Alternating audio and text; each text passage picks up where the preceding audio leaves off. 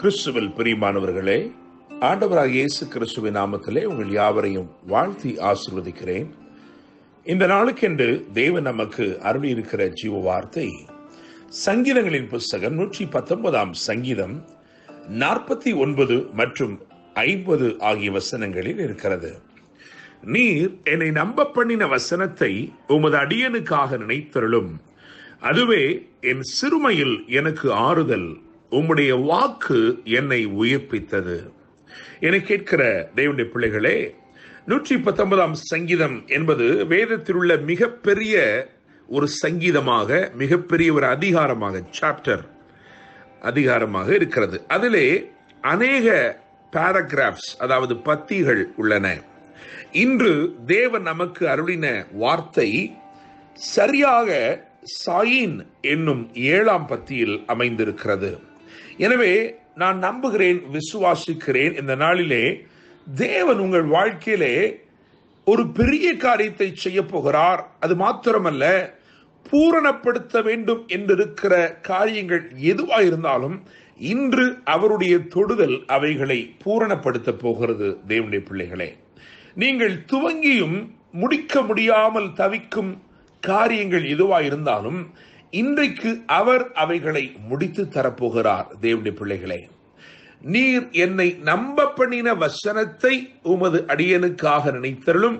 அதுவே என் சிறுமையில் எனக்கு ஆறுதல். உம்முடைய வாக்கு என்னை உயிர்ப்பித்தது. இன்னைக்கு 2 காரியங்களை கர்த்தர் நம்முடைய வாழ்க்கையிலே செய்ய போகிறார். முதலாவது, அவர் நம்மை உயிர்ப்பிக்க வேண்டிய நிலைகளிலே உயிர்ப்பிக்க போகிறார். இரண்டாவதாக, நம்முடைய சிறுமையை அவர் மாற்றப் போகிறார். என்னை கேட்கிற தேவனுடைய பிள்ளைகளே, நீங்கள் மூர்ச்சையடைந்து உங்களாலே நம்ப முடியாத காரியங்கள் எதுவாக இருந்தாலும், நடக்காது என்று நீங்கள் நினைத்துக் கொண்டிருக்கிற காரியம் எதுவாக இருந்தாலும், அந்த காரியங்களிலே ஒரு பெரிய அற்புதத்தை இன்றைக்கு அவர் செய்ய போகிறார்.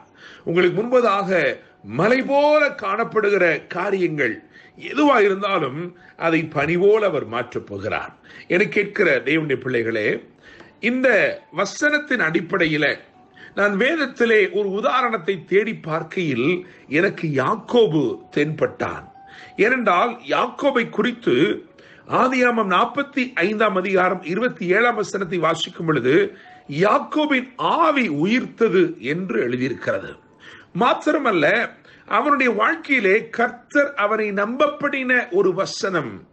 ஆதியாகமம் 37 அதிகாரம் 11 வசனத்தை பார்க்கும் பொழுது அங்கே யோசேப்பு, இளைஞனாகிய யோசேப்பு, 17 வயது நிரம்பின யோசேப்பு ஒரு கூடாரத்திலே தன் தகப்பனோடு படுத்திருக்கிறான்.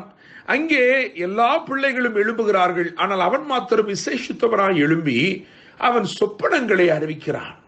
அந்த சொப்பனங்கள் என்ன சத்தியத்தை வெளிப்படுத்துகிறது என்று சொன்னால், ஒரு நாள் வரப்போகிறது, அந்த நாளிலே இந்த உம்முடைய குமாரர்கள் எல்லாரிலும் நான் உயர்த்தப்பட்டிருப்பேன் என்று சொல்லி அந்த ஒரு வார்த்தை, அந்த சொப்பனத்தின் ஊடாக வெளிப்பட்ட தேவ சித்தம், இதை வேதம் சொல்லுகிறது. ஆதியாகமம் 37:11 யாக்கோபு தன் இருதயத்திலே வைத்துக் கொண்டான்.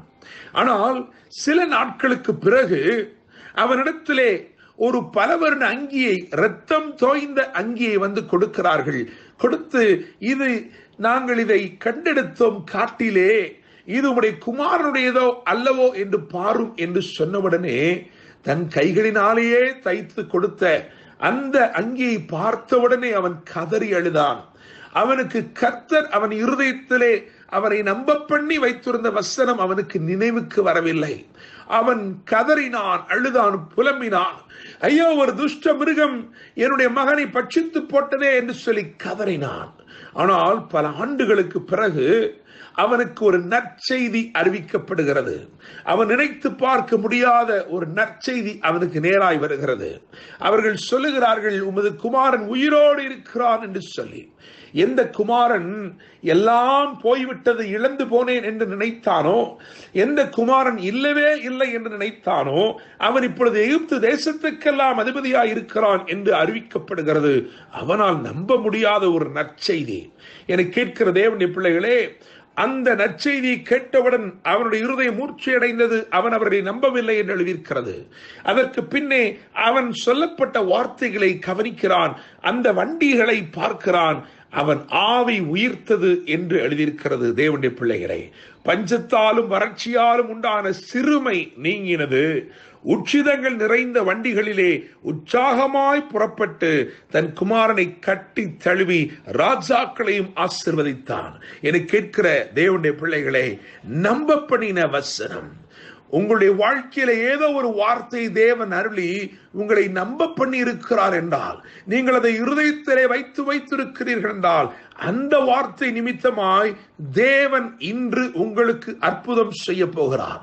அந்த வார்த்தையின் நிறைவேறுதல் உங்கள் வாழ்க்கையில நெருங்கிவிட்டது. எனவே அவர் உங்களுக்கு வாக்கை அனுப்பி உயிர்ப்பித்து உங்கள் சிறுமையை மாற்றுகிறார். தேவனுடைய பிள்ளைகளை, யோசித்து பாருங்கள். யாக்கோபு அந்த வண்டிகளிலே பிரயாணப்பட்டு கொண்டிருக்கும் பொழுது, அந்த உச்சிதங்கள் நிறைந்த வண்டிகளிலே அவன் பிரயாணப்பட்டு கொண்டிருக்கிற பொழுது, அவன் உள்ளம் எவ்வளவு அதிகமாய் தேவனுடைய உண்மையை துதித்திருக்கும். நிச்சயமாக நான் நம்புகிறேன், விசுவாசிக்கிறேன். இன்று கர்த்தர் உங்களுடைய வாழ்க்கையிலே செய்ய போகிற பூரணப்படுத்தும் கிரியைகள், பெரிய கிரியைகள் உங்கள் வாழ்க்கையிலே ஒரு பெரிய உற்சாகத்தை ஏற்படுத்த போகிறது. இன்றைக்கு அவர் உங்கள் ஆவியை உயிர்ப்பித்து உங்கள் சிறுமையை மாற்றுகிறார். கர்த்தர் தாமே இந்த வார்த்தைகள் மூலமாய் என்றும் உங்களை ஆசீர்வதிப்பாராக. என்று அன்போடு pastor Daniel Moses. God bless you.